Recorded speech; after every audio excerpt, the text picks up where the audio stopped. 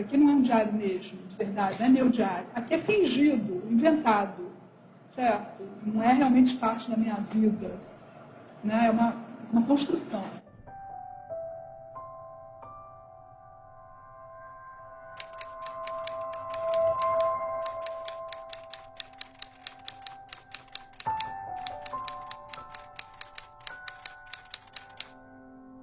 Uma vez eu escrevi que poesia era retirar a pele dos sentimentos para transformá-los em palavra.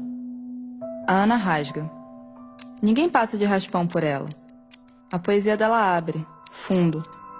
Abre até o ponto em que não se sabe onde ficou o anzol.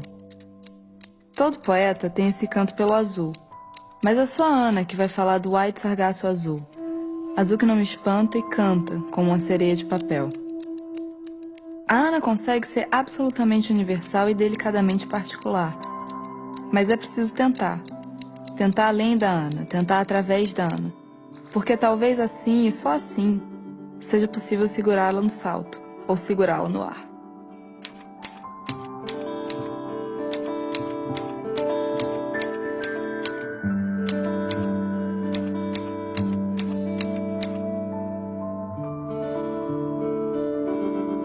A Ana...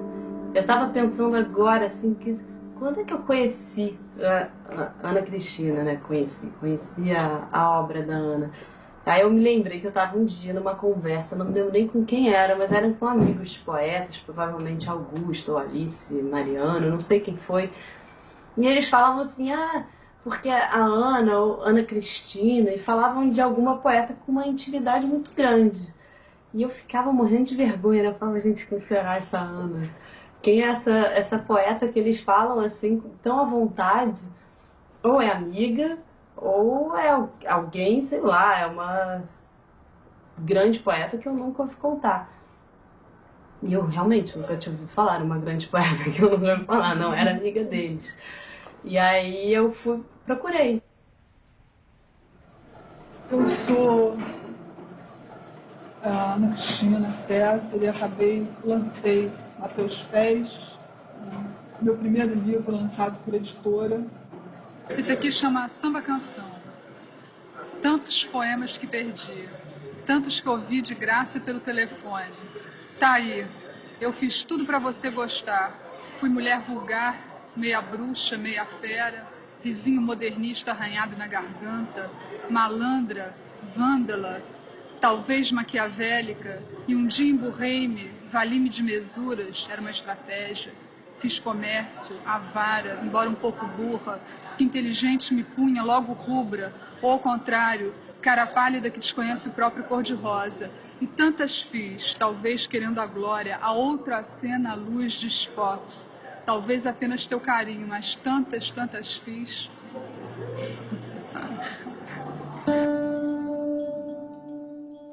No fim do ano passado, eu descobri essa entrevista da Ana, de 1982, no lançamento do A Teus Pés. Eu mandei um e-mail pro Armando Freitas Filho, o curador da obra dela, perguntando se ele conhecia. E ele me respondeu, claro, esse poema, Samba Canção, a Ana fez pra mim.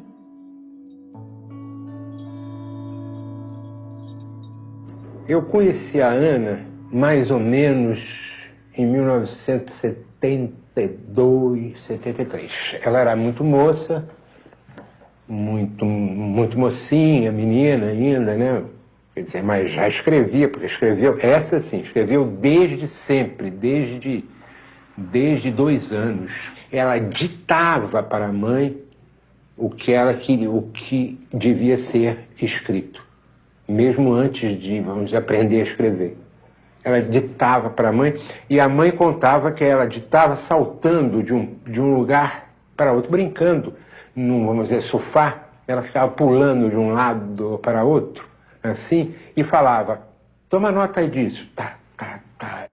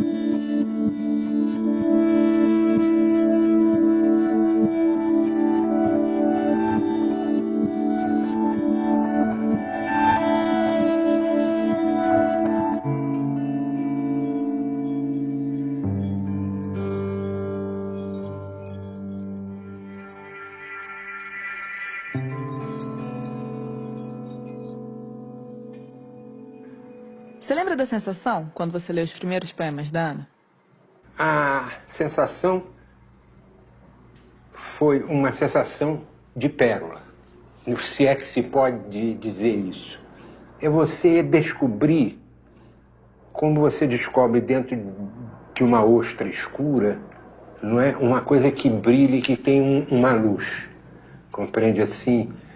Mesmo que hesitante, como a luz que a pérola tem, não é? Eu fiquei assim espantado com os pontos que ela tocava, onde ela tocava, compreende? Eram pontos que não eram tocados ainda, principalmente por uma moça, compreende? Por uma pessoa tão moça, e tão discreta. Ela era muito discreta na vida pessoal e bastante indiscreta na poesia.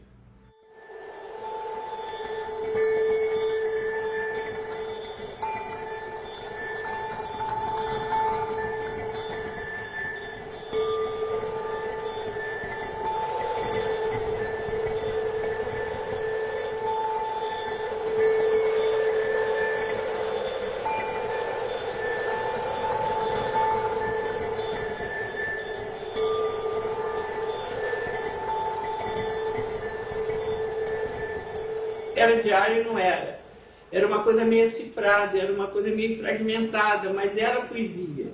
É estranho, porque não tinha nada que identificasse com poesia, porque não tinha rima, não tinha o ritmo de poesia. Era uma anotação, mas era uma anotação que era uma carga poética muito grande. Tinha uma condensação em palavras muito grande. Então eu fiquei muito fascinada com aquilo, sabe, com essa liberdade e ao mesmo tempo com essa densidade. E depois ela arrasta mesmo, a Ana Cristina arrasta, porque você quer mais, né?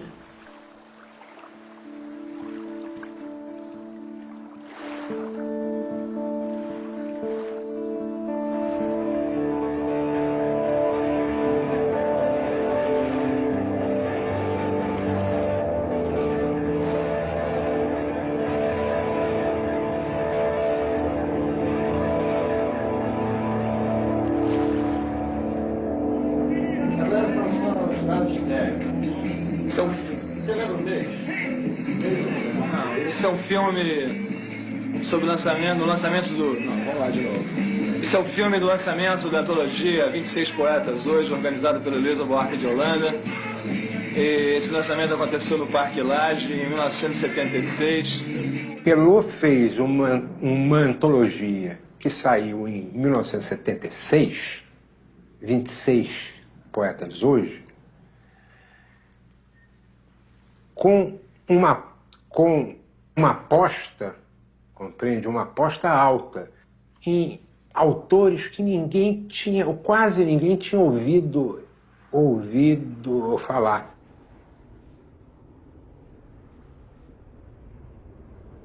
Olha, eu conheci a Ana da melhor forma possível, pelo texto dela.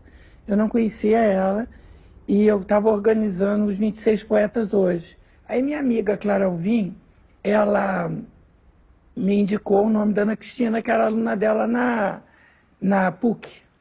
Aí eu fui ler o texto dela e achei muito bom. Então marquei de conhecer ela e foi num daqueles encontros políticos no Teatro Casa Grande. E aí a Clara nos apresentou e ela saiu correndo. Ela deu bom dia e saiu correndo. Ficou vermelha e saiu correndo. Então eu só fui encontrar ela um tempo depois. Ela ficou em pânico. É engraçado ela ter tido esse pânico, né? Eu fiquei perplexo olhando aquela pessoa sair correndo. É sempre mais difícil ancorar um navio no espaço.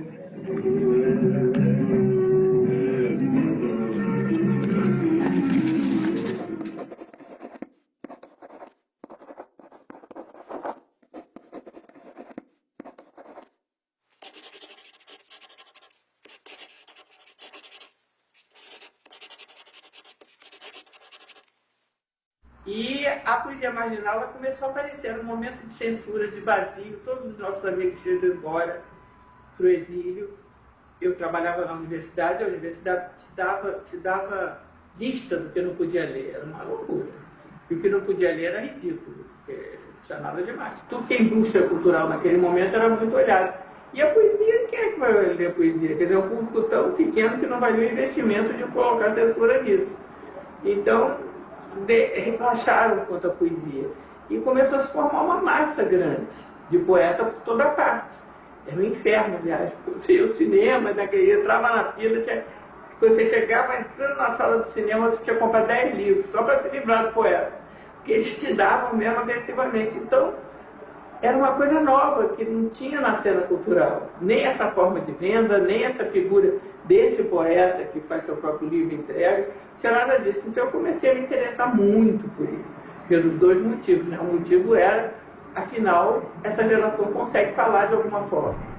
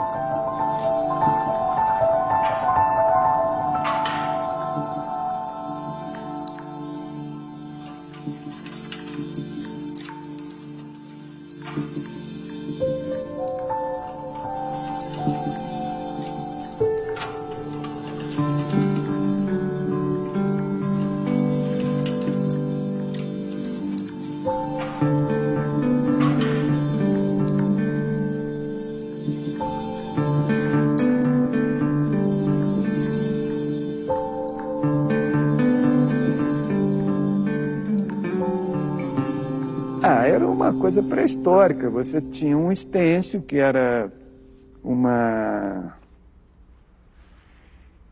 era como um carbono com um celulose, sei lá, que você batia a máquina, você ia para a máquina de escrever, você batia aquela coisa, tirava o carbono e botava aquilo numa máquina rotativa. E botava a tinta ali. Onde tinha as letrinhas furado com a máquina, a tinta entrava ali e imprimia num papel. A gente escrevia o livro em mimeógrafo, eram 100 cópias em mimeógrafo. Mas a coisa acontecia, porque não tinha outra coisa acontecendo. Ai, ai, ai, ai, ai, ai, pra mim também. Se meu Édipo falasse, eu diria até logo e pegaria um táxi.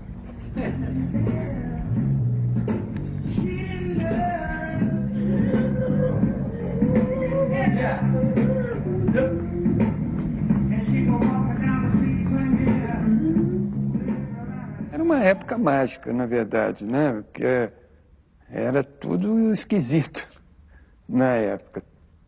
Não só a repressão policial, né, o governo militar, que era um esquisito trágico e violento, quanto toda a psicodelia do período, né, de Beatles a Rolling Stones, aos ácidos lisérgicos, toda aquela transgressão, aquele necessidade de se abrir novos caminhos, outros caminhos, que não aquele da tradição, aquilo estava muito forte nos anos 70. Nós achávamos que tínhamos que fazer um pacto com a revolução e não um diálogo com a tradição. Toda aquela licergia do período eram mais próximas da gente, do grupo da Nuvem Cigana, e coisa que a Ana Cristina ela não aparentemente não se emocionava tanto com isso. Ana Cristina é marginal, Ana Cristina não é marginal. Eu acho que ela é marginal, porque ela, geracionalmente, ela se identificava muito com aqueles poetas. Ela saía, passava fins de semana juntos, ela namorou aí uns 30% dos poetas marginais.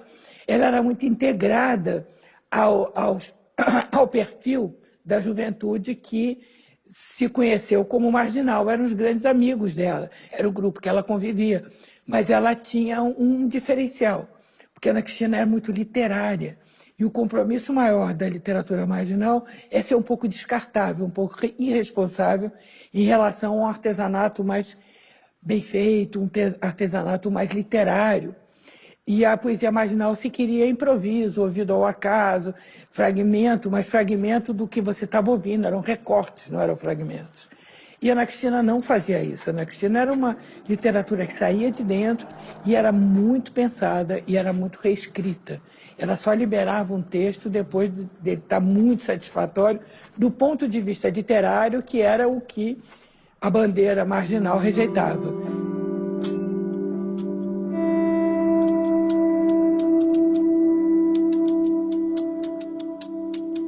É difícil dizer, porque eu não sou um grande leitor da Ana Cristina César. Eu tenho que confessar isso.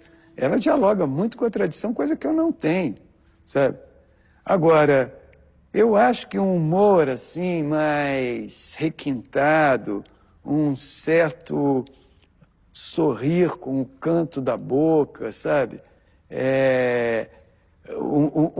Uma certa ridicularia da tradição, das cartas e eu acho isso muito interessante nela, sabe? Talvez seja isso que pegue, esse humor dela, de certa forma, em brincar com a tradição, ou ironizar a tradição, e uma beleza profunda de poemas que são extraordinários.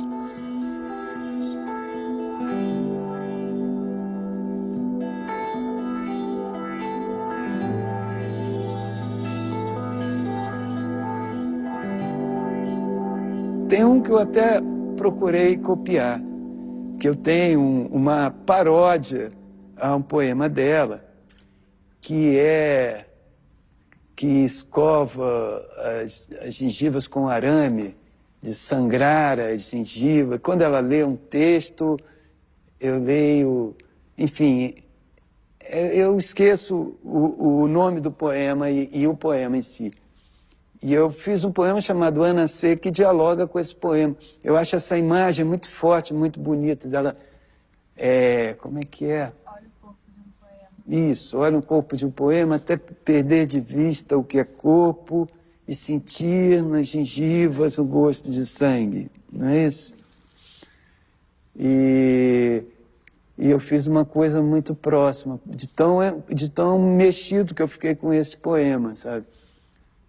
Que olha o poema até perder de vista o que é noite, vírgula, eu ou você.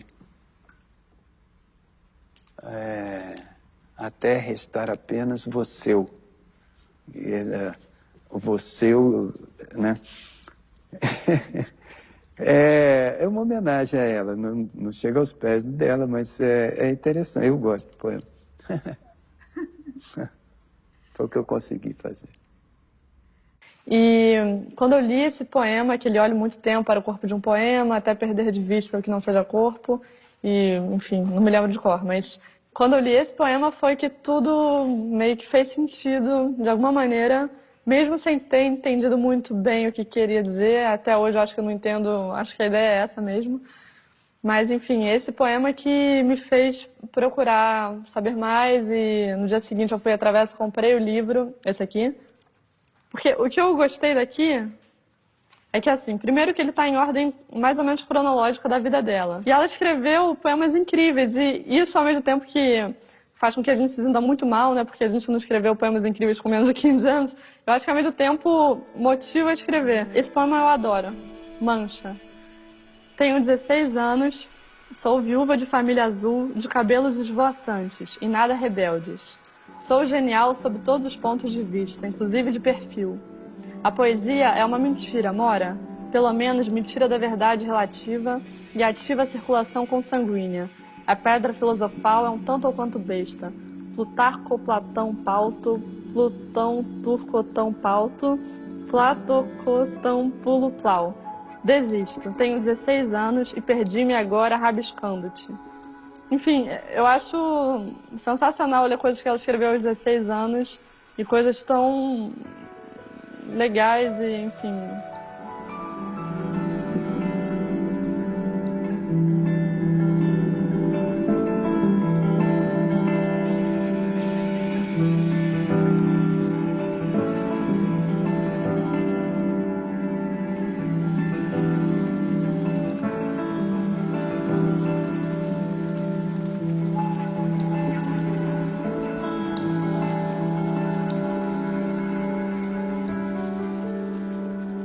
E esse livro daqui é legal porque é um livro didático mesmo. Acho que parece até que foi feito para o meu primeiro contato mesmo. Porque tem uma espécie de glossário que diz, quase destrincha todo o poema. É que a poesia é uma mentira. Mora é percebe, entende. Eu achei muito legal isso aí, explica quem é Plutarco, quem é Platão. Esse livro foi fundamental, assim, até para essas coisas mais didáticas do português, até para explicar coisas da poesia dela. Tem o que ela diz? Ai, como é que era? Com você eu sou lago, montanha, uma coisa assim. E aí explica que Lago, Montanha, na verdade, é o livro do Chico Alvim. Aqui, achei. Sem você, bem que sou lago, montanha. Penso num homem chamado Herberto, me deito a fumar debaixo da janela, respiro com vertigem, rolo no colchão. E sem bravata, coração, aumenta o preço. Aí tem aqui a nota. Lago Montanha é o título de um livro do poeta brasileiro Francisco Alvim.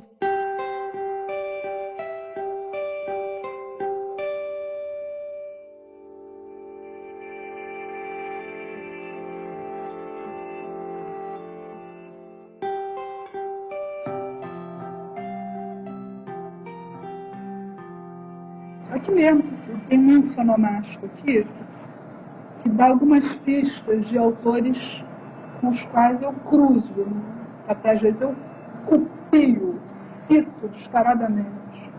Olha, todo autor de literatura faz isso, só que uns dizem, outros não dizem.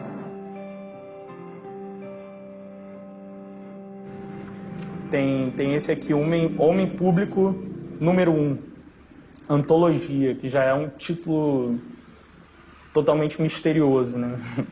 Eu adoro os títulos dela, assim. Aí tarde aprendi, bom mesmo é dar a alma como lavada. Não há razão para conservar este fiapo de noite velha. O que significa isso? Há uma fita que vai sendo cortada, deixando uma sombra no papel. Discursos detonam. Não sou eu que estou ali, de roupa escura, sorrindo ou fingindo ouvir. No entanto, também escrevi coisas assim, para pessoas que nem sei mais quem são, de uma doçura venenosa de tão funda. Mas sabe o que é esse poema? Esse poema não é meu, literalmente. Aí é que existe uma questão da autoria que é sempre balançada, né? Você nunca sabe direito quem é o autor, sabe? A autoria é uma coisa muito esquisita. O Drummond escreveu uma crônica, e esse aqui são frases, palavras da crônica do Drummond. É o que você chama de poema desentranhado numa crônica de Carlos Drummond de Andrade, tá? Então tinha aquela crônica assim, e eu extraí dali, roubei dali umas tantas palavras que fizeram um poema.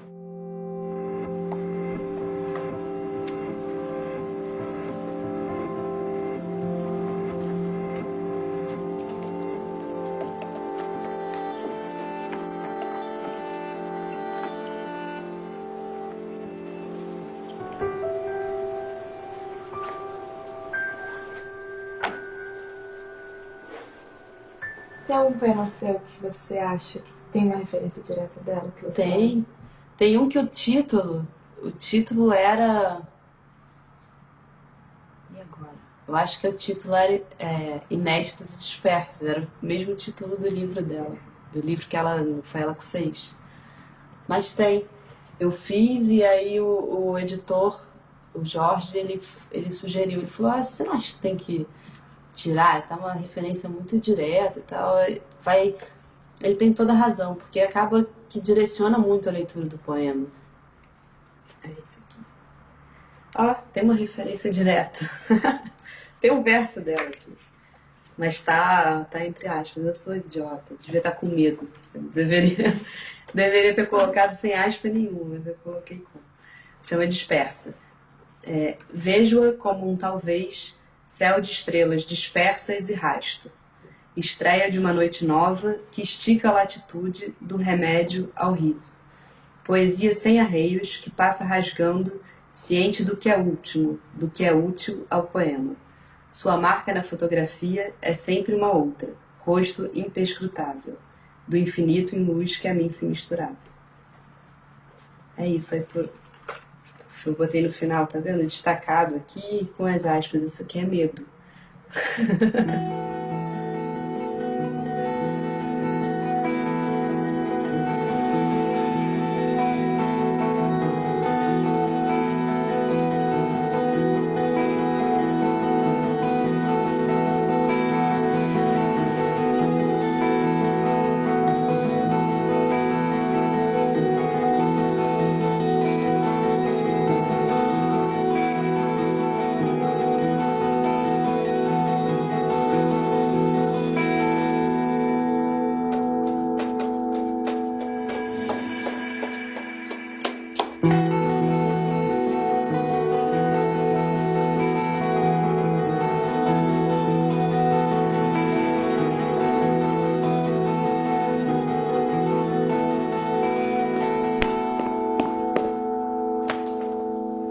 Tem também, como é que é? Parece que existe uma saída, parece que existe uma saída exatamente aqui, onde eu pensava que todos os caminhos terminavam.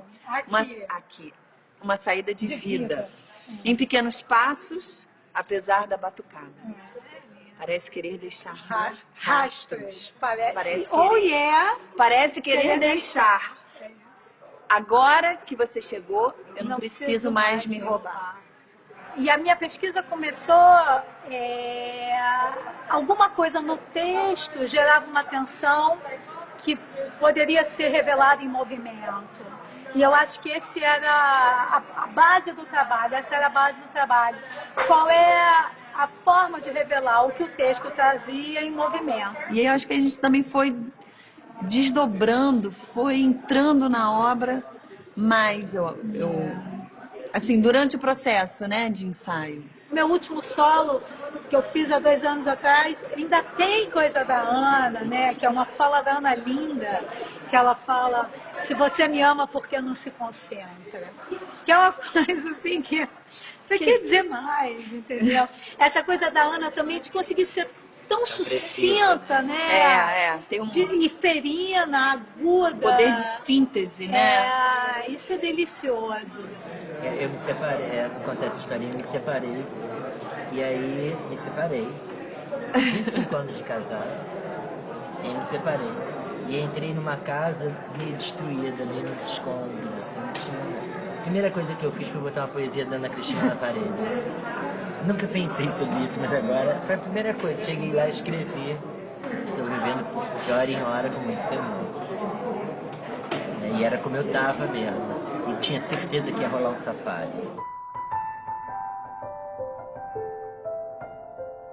Da última vez que eu fui na casa da Heloísa, ela me puxou num canto e me deu esse livrinho e me disse bem assim: se você quiser entender a Ana, você tem que ler o Correspondência Completa.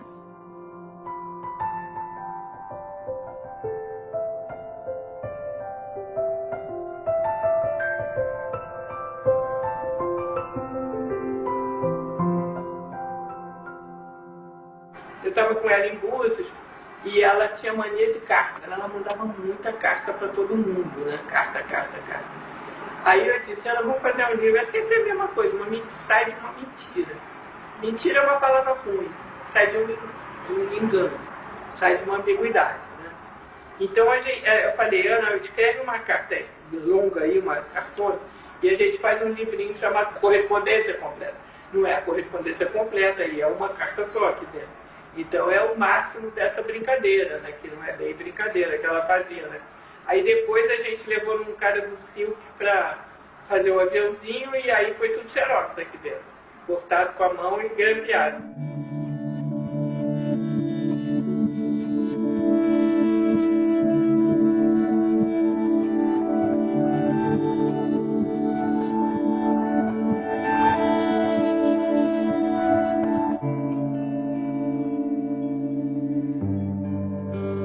E aqui, eu acho que pela primeira vez, ele começa na segunda edição, esse livro.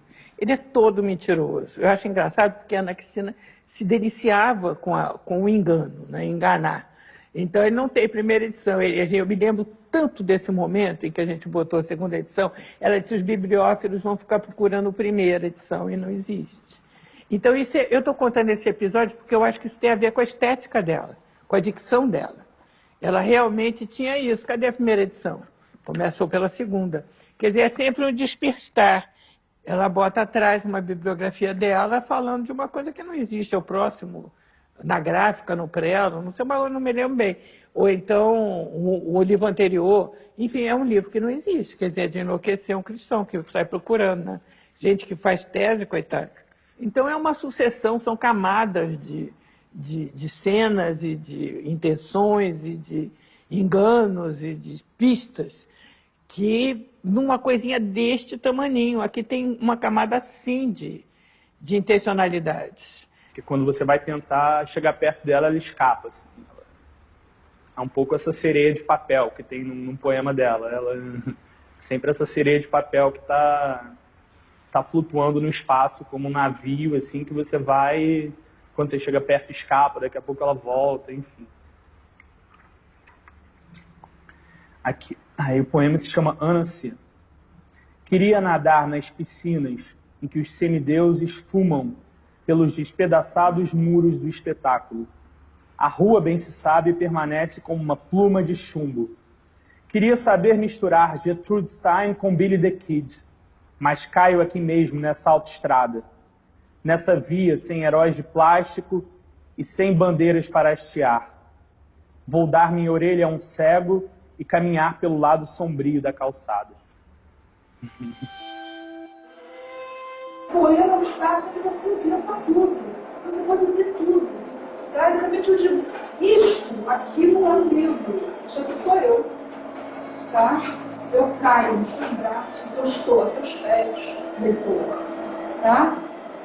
Isso representa, digamos, o escancaramento do desejo, né? Todo texto desejaria não ser texto. Tá? Em todo texto, o autor morre.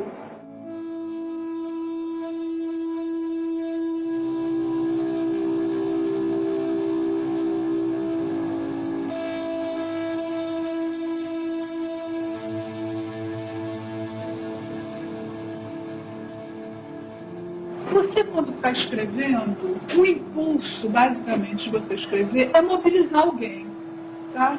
Mas você não sabe direito quem é esse alguém. Se você escreve uma carta, você sabe. Você ainda guarda as cartas? Tem. Tem umas que eu publiquei, mas eu não tenho todas, que eu não guardei todas. Está muito velhinho. E eu fico com pena, porque ela escreveu muito mais, mas eu só guardei algumas.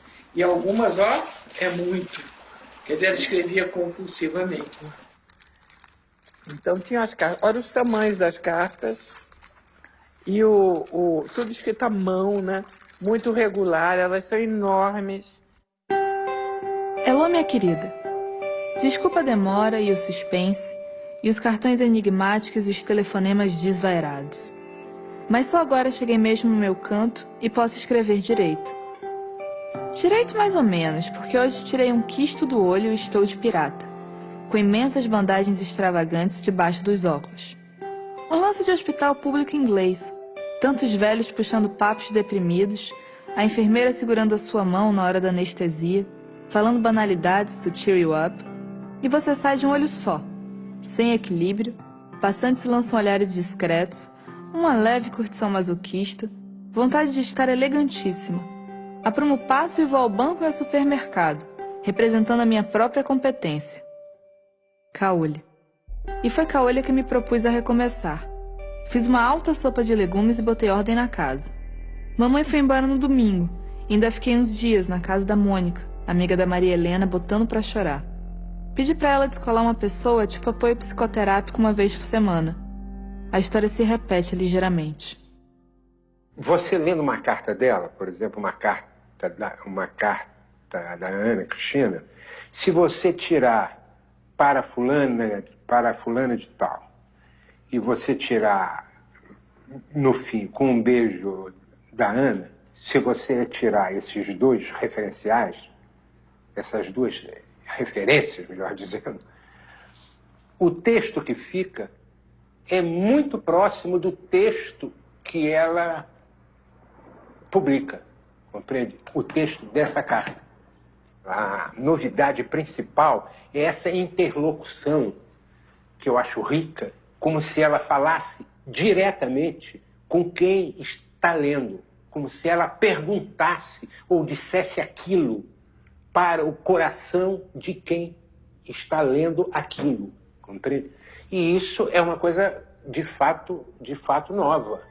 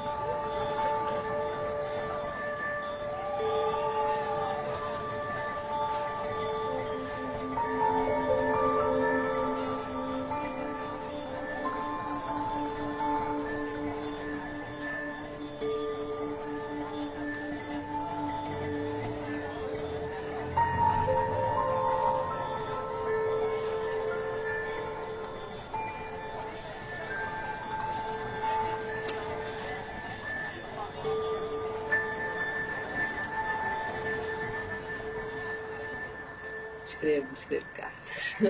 Escrevo é engraçado. Agora eu tenho uma pessoa para quem mandar as cartas, um amigo meu. Antes de tê-lo como correspondente, eu mandava para mim mesmo. Então eu escrevia carta. Começou numa vontade de nada, assim. Eu não tinha nada para falar, eu estava meio... Eu preciso escrever alguma coisa e tal. Escrevi uma carta que eu não tinha para quem endereçar, então acabou sendo para mim mesma. E aí eu senti necessidade de responder a carta. No momento que eu fui responder a carta, eu falei, agora eu vou responder como se fosse eu mesma mais velha. Então eu respondo como se eu fosse uma senhora de 70 anos, que sou eu mesma, que moro em outro continente. E aí eu fico me respondendo, e é ótimo isso. Eu nunca fiz terapia na vida e eu descobri a minha melhor terapia. Eu consigo me psicanalizar super bem fazendo isso.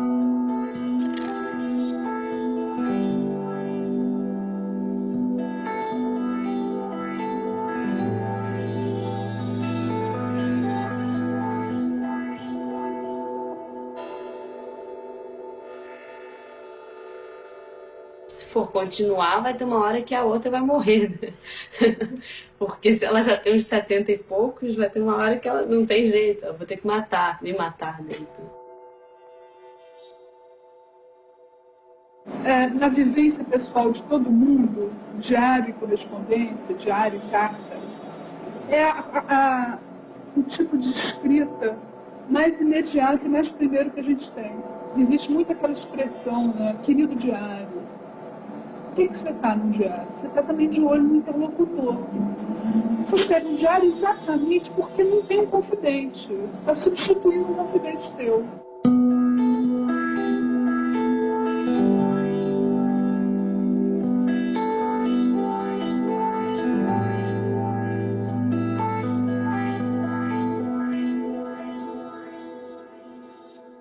A Ana teve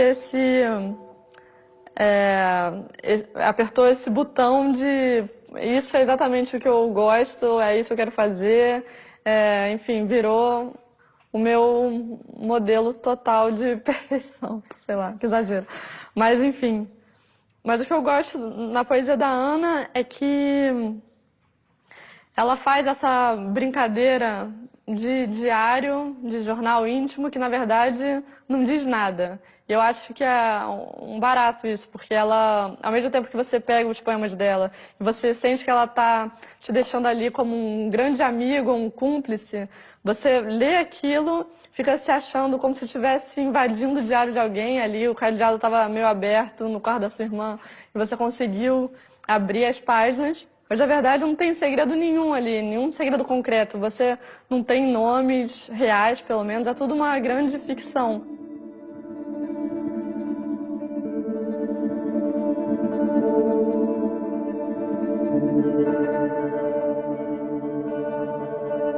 No dia 15 a 16, eu fiz um intercâmbio para Nova Zelândia.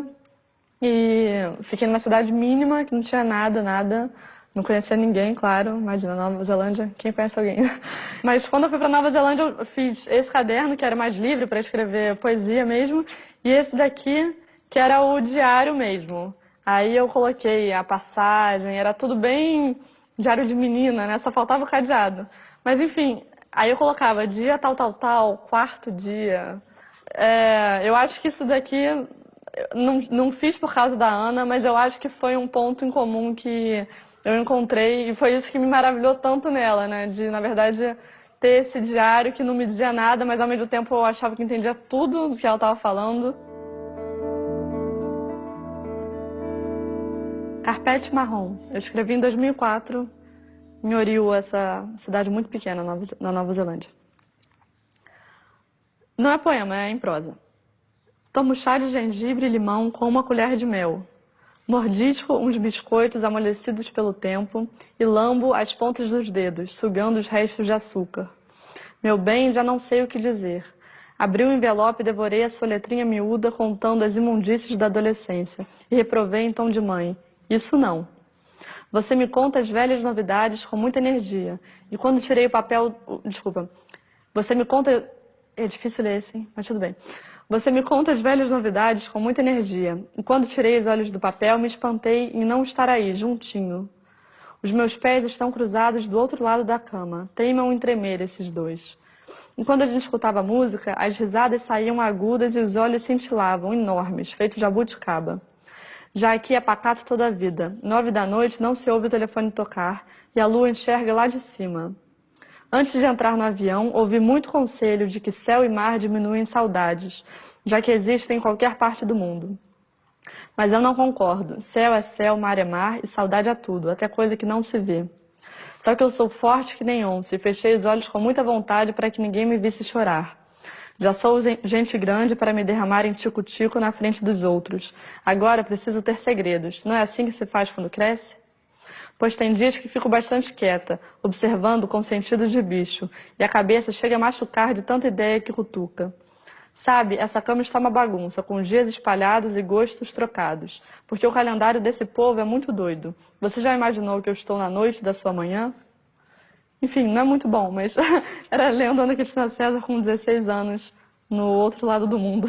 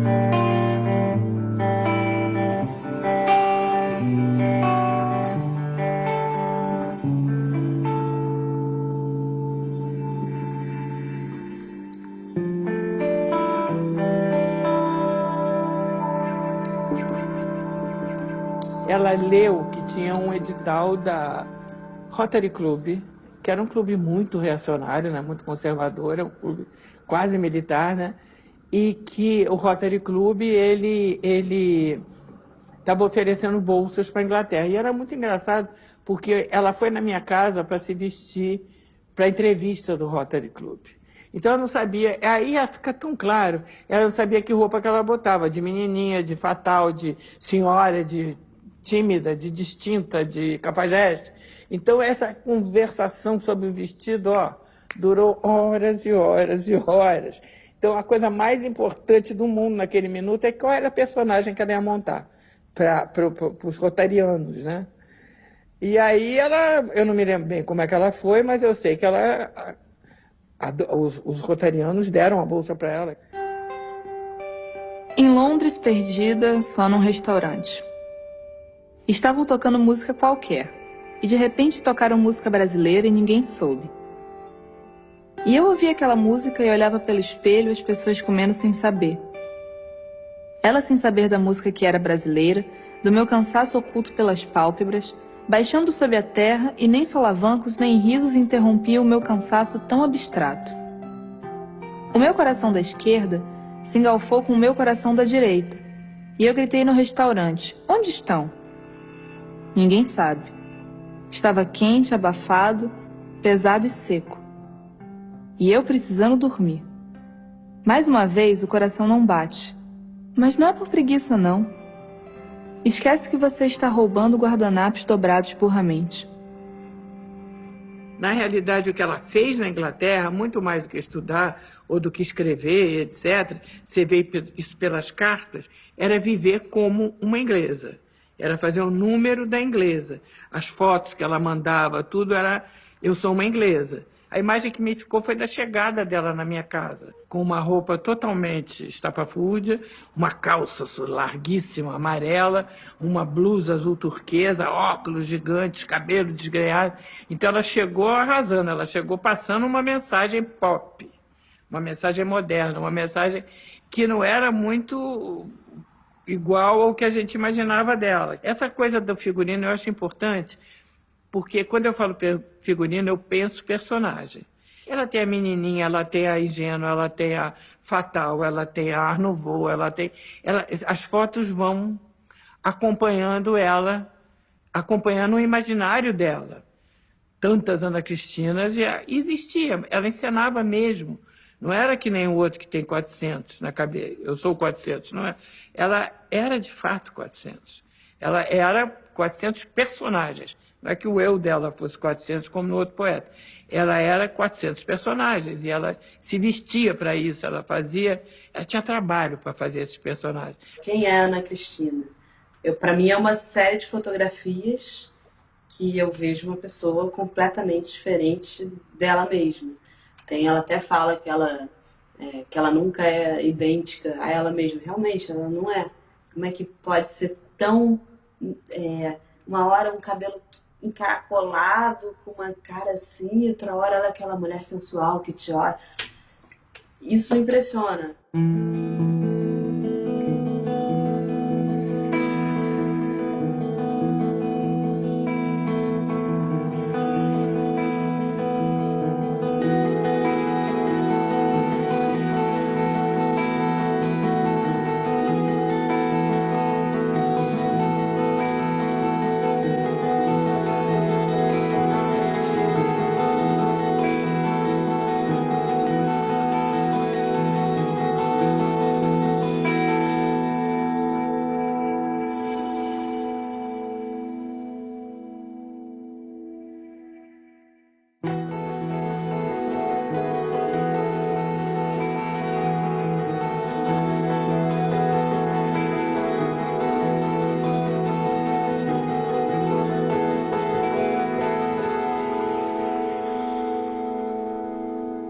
Eu acho que ela criou esse mito e eu acho que é inevitável que as pessoas não separem muito essa figura enigmática que ninguém consegue muito desvendar com os poemas que também ninguém consegue desvendar. Então, acho que é uma coisa só. Diferentemente de todo mundo, ela continua jovem e linda. Eu acho que isso que é tão diferente dos outros, porque todo mundo envelhece, todo mundo fica cheio de problemas, e ela tá sempre ali paradinha, de óculos escuros, linda, enfim, na Inglaterra, numa foto ali cruzando uma ponte.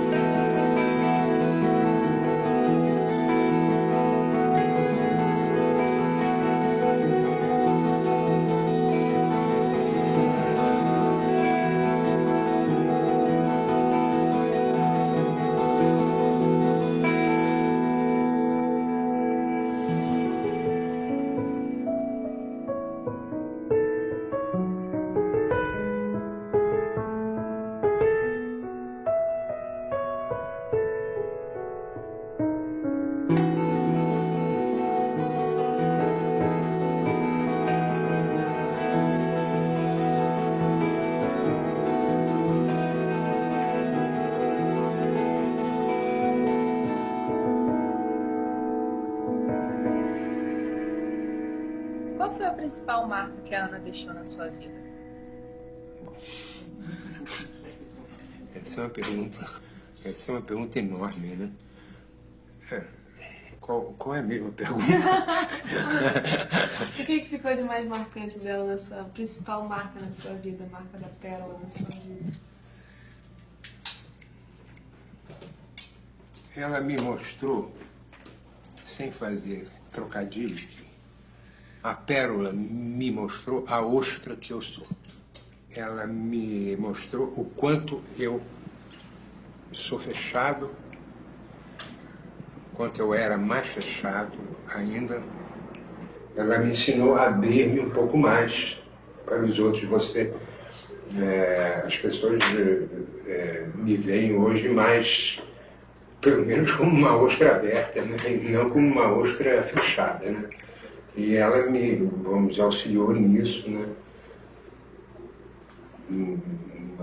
Muito ao falar do meu jeito encrencado de ser, né?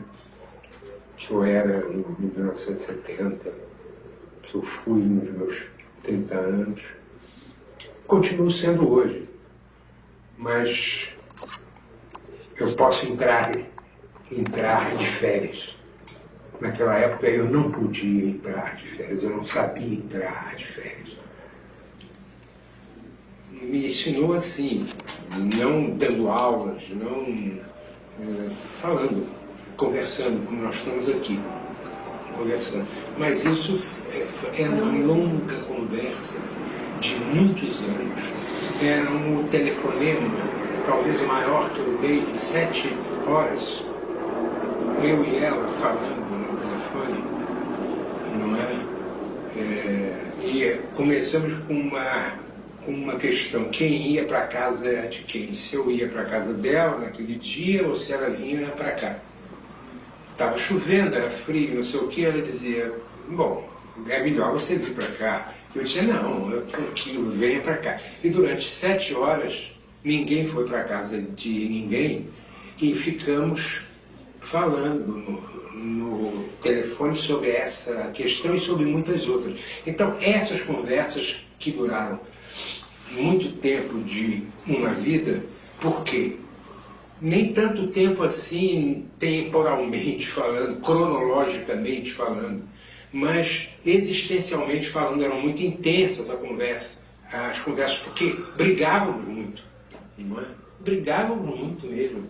A gente tinha brigas, assim, muito sérias. Eu deixava de falar com ela deixava de falar comigo. Talvez eu mais do que ela, compreende? Ficava de saco cheio, compreende, assim. Porque se eu não era fácil, ela também não era, compreende? Ela era difícil, encrencada, cheia de problemas, compreende?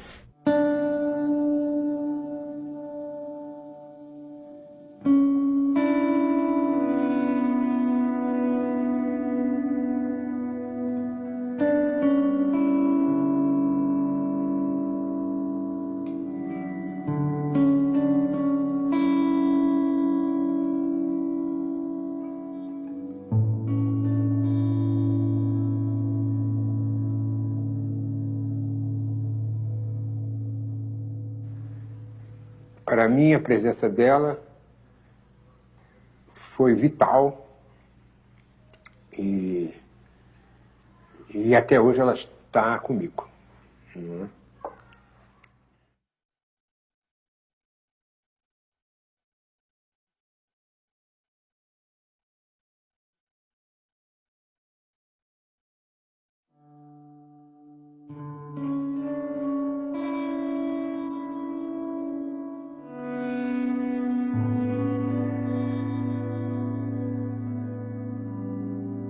Tem uma coisa muito interessante também no espetáculo, que é o seguinte: tudo que é dito é a palavra da Ana. Tanto a poesia quanto a prosa. Tudo que eu falo é a dela. Não tem uma costura da dramaturgia para se chegar ao poema da Ana, entende? Tudo é a palavra dela. Por isso que eu acho que o espetáculo é tão forte.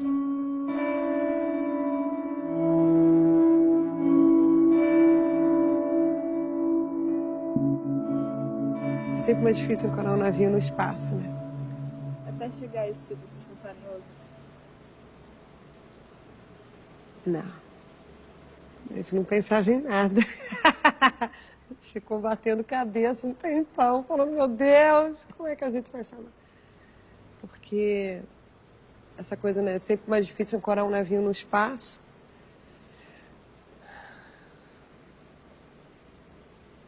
É muito confidencial, né, essa declaração.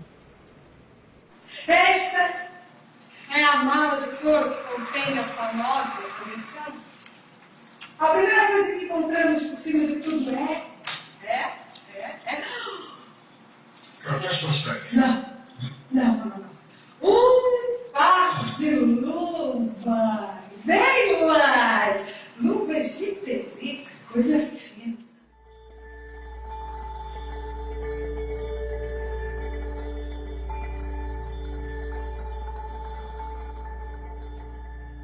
Sempre, quando você escreve, tem sempre uma história que não pode ser contada, entende?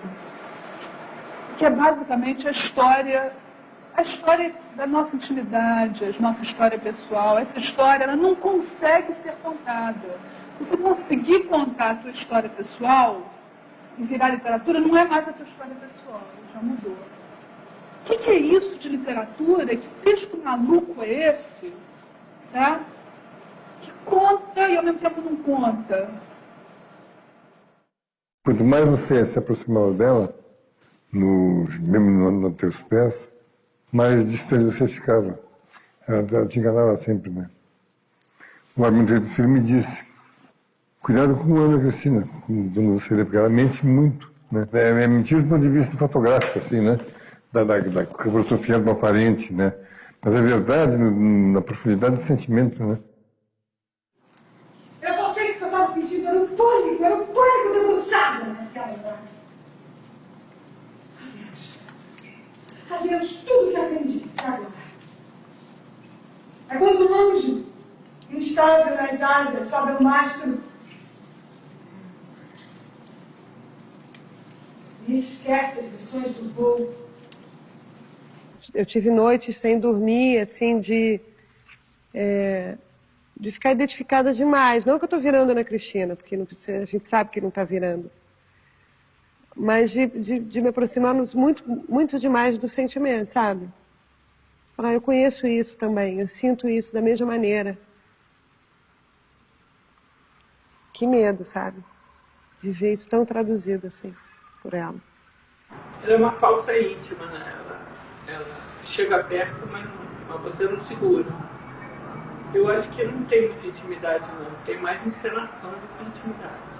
Ela tem uma intimidade com ela mesma, né? Porque o que ela procura é ela, né? Ela é muito auto-refletida, né? Ela chega muito perto, mas aí ela não passa à direita, você perde o foco. Ou então ela chega perto demais, você perde o foco, porque está perto demais também, pode ser, né? Abri, curiosa, o céu. Assim, afastando de leve as cortinas. Eu queria rir, chorar ou pelo menos sorrir com a mesma leveza com que os ares me beijavam. Eu queria entrar inteiriça, coração ante coração, ou me mover, como é que é? Eu queria entrar inteiriça, coração ante coração, Ou pelo menos mover-me um pouco, com as agitações me chamando. Eu queria apanhar uma abraçada de luz do infinito que em mim se misturava. Eu queria captar o infinito no espaço, não, nos momentos mínimos do espaço. Nu e cheio. Eu não sabia que virar pelo avesso era uma experiência mortal. Eu não sabia que virar pelo avesso era uma experiência mortal. É perigoso você mexer nisso, né? Virar pelo avesso. Né? Quer ver o outro lado das coisas, né? E ela estava sempre procurando ver o outro lado das coisas e mostrar o outro lado das coisas, né? Então a ideia da ruptura da poesia é exatamente essa, né? De você quebrar os padrões, né? Romper os padrões, né? Fazer o não poema, né? A não poesia, né?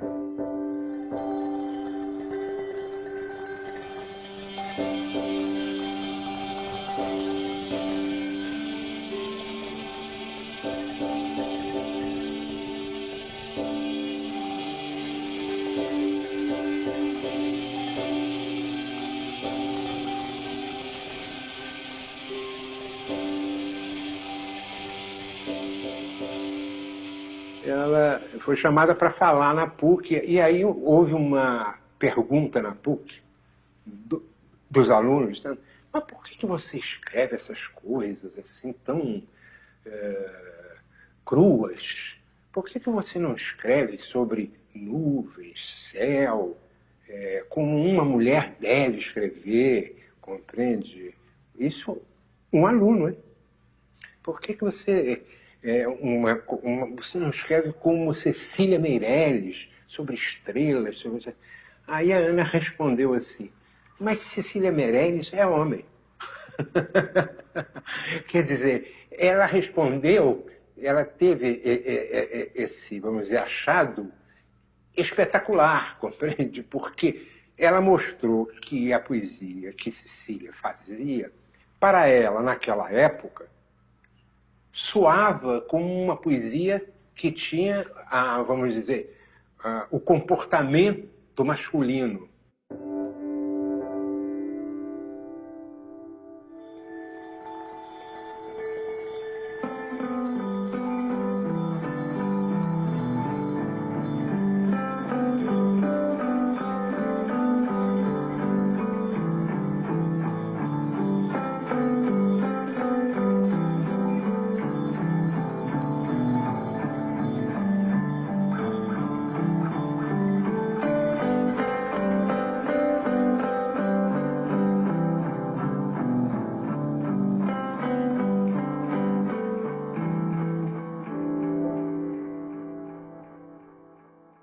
E por que a Ana não era homem?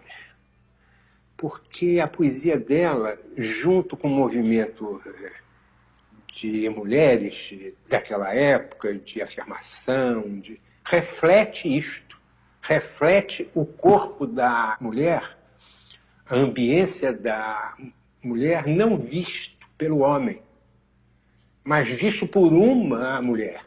Em 1970, estava se despertando um tipo de estudo, um tipo de atenção à fala feminina que foi o único. E é nesse momento que a Ana Cristina aparece, muito impregnada disso.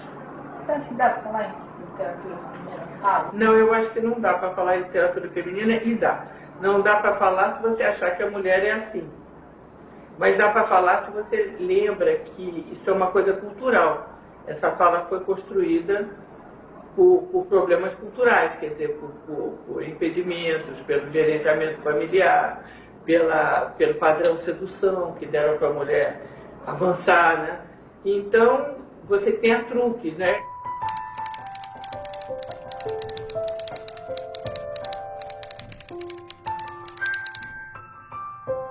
Mulher não é igual a homem, né? É diferente. Da essência humana é a mesma, né? Mas a prática, a relação com a vida, assim, né? É diferente. Não, meu Deus. O homem é mais simplificado, né? tem menos peças no corpo, é mais muscular. Né? O homem é esfera cultural, né? A mulher é a natureza. A mulher é um bicho indomável, né? A mulher usa subterfúgios, assim, para sobreviver, né? Pergunta aqui se sou louca. Quem poderá dizer? Quem poderá dizer? Pergunto mais, sou eu, ainda mais se sou sã, que uso o viés para amar e fingir que finjo, adorar o fingimento, fingindo que sou fingida. É muito da gente.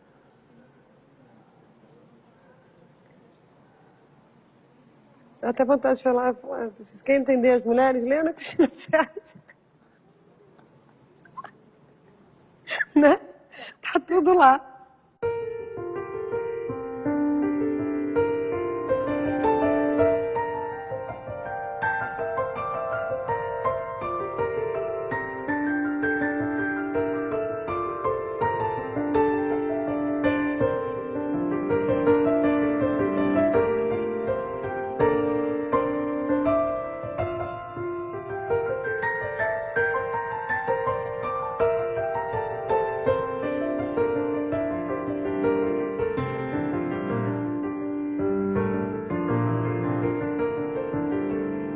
Ela sempre está falando com o interlocutor que não existe.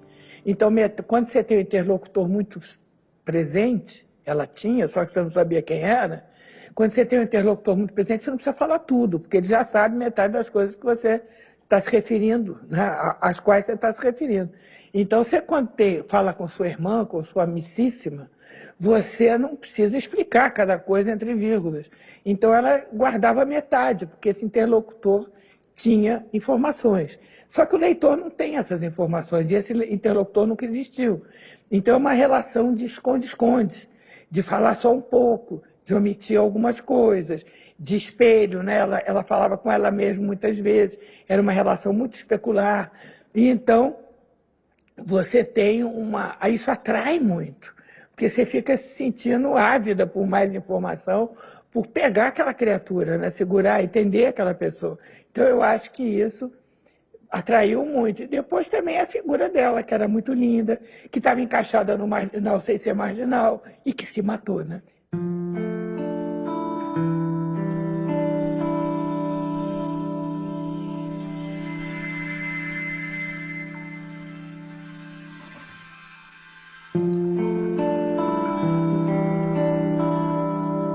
E as gerações cada vez mais novas, cada vez mais fiéis à descoberta de quem é Ana Cristina, né? Porque a pergunta é sempre essa. É engraçado que quando tem muita gente que me entrevista para a tese. É raro falar da estética dela. As pessoas querem saber quem foi ela. Então você vê que a fala dela é essa fala de esconde-esconde. E isso é um trunfo que ela tinha na mão, né?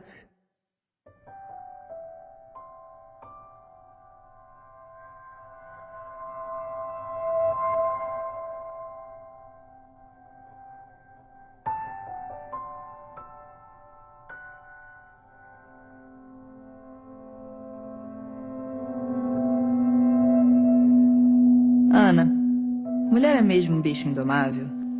Eu não te conheci em 72 nem em 73. E ainda acho que a tua sereia sempre escapa. Mas guardo todas as cartas que um dia te escrevi. Se de tudo que foi dito, restaram apenas as tuas palavras, e por isso o espetáculo é tão forte, eu desisto das fluências e dos truques. E aqui termina o meu safari.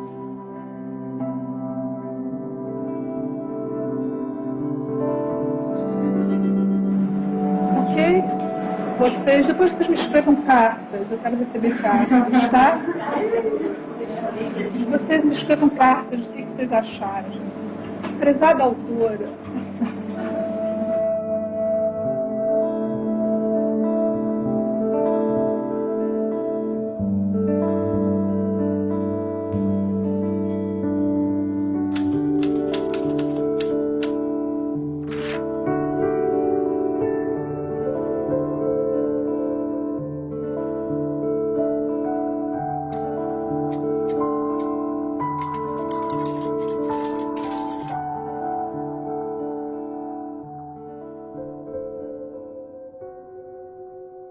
dos 100 prismas de uma joia, quantos há que eu não presumo? Este verso é a epígrafe da poesia da Ana e da pessoa da Ana Cristina César.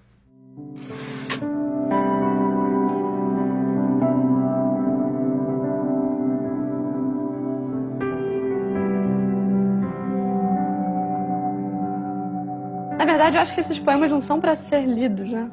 Não sei porque eu leio e eu acho estranhíssimo ouvir esses poemas. Eu acho que só fazem sentido na folha, assim, bem paradinhos.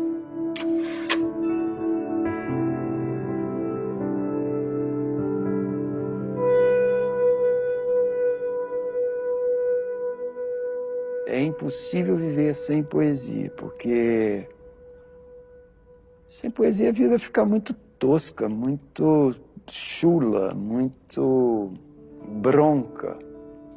E você passa em brancas nuvens pela vida sem ter feito um poema.